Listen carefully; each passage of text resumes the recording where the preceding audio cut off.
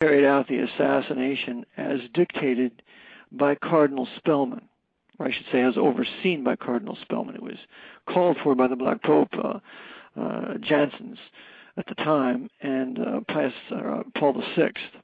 And Spellman was the Archbishop of New York, right? Correct. Cardinal Spellman was the Archbishop of New York City, and so therefore he was the most powerful Archbishop in the country. The New York Archbishop is always the most powerful because that's where the Knights of Malta are located. The centerpiece of operation for the Knights of Malta is in St. Patrick's Cathedral. So when you look at the characters that were involved in the assassination, you have men like Frank Shakespeare, who, according to one of my advisors, who was in Air Force intelligence, considered him one of the 6 most educated, intelligent men he ever met. Frank Shakespeare was the controller of CBS. We have Henry Luce, who was a Knight of Malta, Bonesman also. He controlled time. Yes? You mentioned the last name Luce. I happen to have heard that name before. That was a Knights Templar back when King Lion, what was his name? Henry the Lion? Oh, Henry the Lionheart. Uh-huh. Is that what you mean? William the Lion? No, Richard the Lionheart. Okay, Luce happened to marry King William the Lion's daughter. Is that the same bloodline? Who was a Templar, the Luce? I wouldn't doubt it, because all of this has to do with the royal bloodlines that they very covetously maintain. Okay, yeah, and that same bloodline is also the Bush bloodline. Mm-hmm. Right, and you can see the Bush bloodline going right back to England. In fact, you have a Bush house in the old city of London that Anthony Hilder reports on in one of his videos. Mm-hmm. Yeah, because Bill Cooper did a genealogy chart going back to King William the Lion, and the Bush family is tied in. That's their bloodline, is the Templar bloodline. Mm-hmm. Yeah. Yeah, and so these royal bloodlines are then the leaders within these secret societies. So that would be the Knights of Malta, the Knights Templars, and thus the high-level Freemasons of today, and the Teutonic Knights, which were German, that were revived under Himmler's SS. So they guard their, I would say, their white Gentile bloodlines, because the devil rules the world through white Gentiles. And thus these bloodlines are then secured, and they're made rich, and they have fortunes that they inherit, and they're kept in check by these oaths of the secret societies that they're all members of. So yes, the Kennedy assassination involves several of these bloodlines.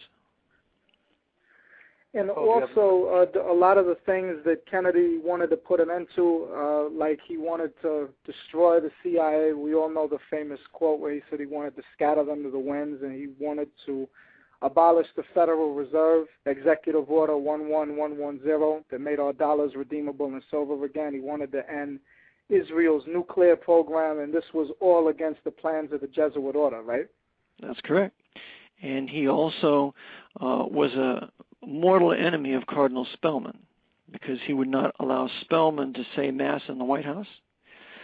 He did not invite Spellman to the White House, and he also prohibited Spellman from being involved in the CIA Daily Brief or one of Spellman's agents. So he cut Spellman completely out of the loop. Wow. Mm.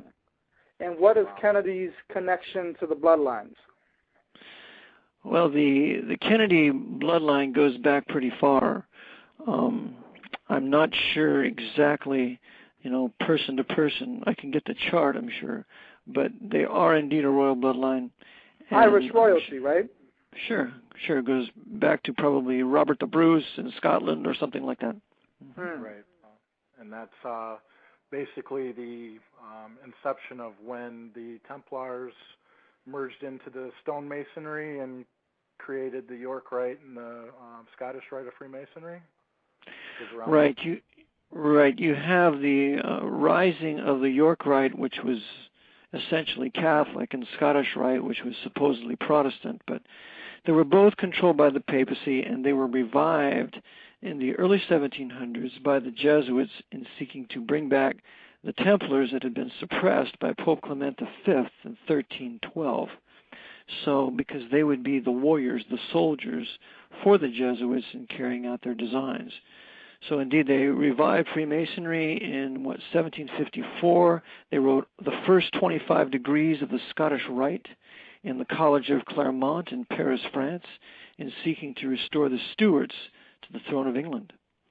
So Freemasonry was intended to be its puppet, its tentacle, but there were two great Masonic schisms that brought a portion of Freemasonry out of Jesuit control, and that first Masonic schism in the 1750s paved the way then for these high Freemasons like Choiseul of France to call for the expulsion of the Jesuits out of France and Spain and Portugal, as well as refusing to align and do their bidding. So the Jesuits had enemies with these high Freemasons, which they later then called the Council of Wilhelmsbad in 1782, and ultimately got it back together with the Supreme Council of the 33rd degree.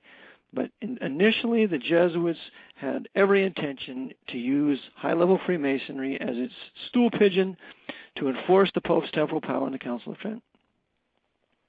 Okay, I got a good question here that has been really bothering me to put together these puzzle pieces. In 1307, when the Knights Templar were sort of like suppressed and captured by the King of France, and the back was the Pope at the time. You said it was Clement. Clement turned his back on the Templar Knights. Mm-hmm. Was there really a suppression, and did they really go in hiding, or was there more so like an agenda to reorganize them and redirect them to do something entirely different than defending Jerusalem?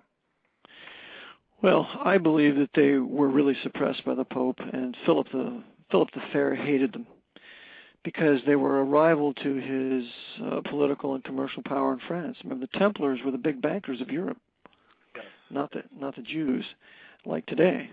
So they were they became a rival to the Pope, a rival to Philip the Fair, and so they were suppressed, and they did go underground, but of course they never ceased to exist. They built Rosalind Chapel in Scotland and continued underground until the Jesuits then brought them back into existence. In fact, the founding of the Jesuit order, they're really an order of New Templars, except 10 times worse. So they then began to draw upon the suppressed Templars as well as the Knights of Malta, because remember, the treasures of the Templars were given to the Knights of Malta. Okay. So they were holding those treasures and keeping for them until they would be revived at a later date. Now there was a little out between the Knights of Malta and Templars at one time or another, wasn't there? Well, there was some rivalry because there were three major orders of the Crusaders that were vying for control of Jerusalem and the establishment and setting up and the ruling of the Latin Kingdom of Jerusalem, which existed from 1099 to 1291. So there was some rivalry. There was a rivalry between the Order of Holy Sepulchre. So, but the Knights of Malta was the first real crusading order that was established, and the man who established it is known as Blessed Gerard. And so all the langes or all the tongues or all the branches of the Knights of Malta that exist today can all be traced back to the Blessed Gerard, who was the assistant of King Baldwin, who was the king of Jerusalem at the time. After that, I think 17, 18 years later, the Knights of the Temple are created, which we would call the Knights Templars. And then sometime after that, you have the Teutonic Knights, which was a strictly German crusading branch. They were created. Yeah. They were all part of the Holy Roman Empire, though, right? Yes, that's correct. The Holy Roman Empire was started with Otto in, 932, or right around there. Charlemagne is considered the father of the Holy Roman Empire, but it really officially began about a century later. So you have the First Reich, which was the First Holy Roman Empire. You have the Second Reich, which was created by Bismarck